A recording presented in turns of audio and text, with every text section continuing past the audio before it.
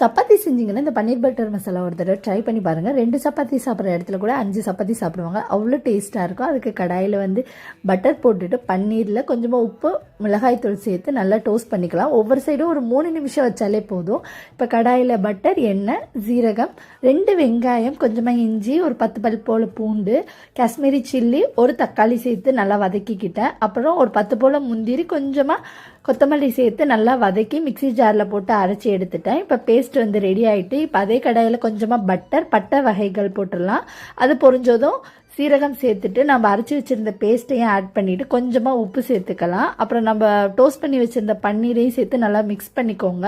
அப்புறம் ரொம்ப கம்மியாக மல்லித்தூள், ஜீரகத்தூள், அப்புறம் கரம் மசாலா சேர்த்து தண்ணி ஊற்றி மூடி போட்டுருங்க ஒரு 10 நிமிஷம். அதுக்கப்புறம் ஃப்ரெஷ் க்ரீம் ஆட் பண்ணி மிக்ஸ் பண்ணிக்கலாம். அப்புறம் லாஸ்ட்டாக கொஞ்சம் கஸ்தூரி மேத்தி, கொத்தமல்லி, கொஞ்சமாக சுகர் ஆட் பண்ணிட்டா போதும். பன்னீர் பட்டர் மசாலா ரெடி.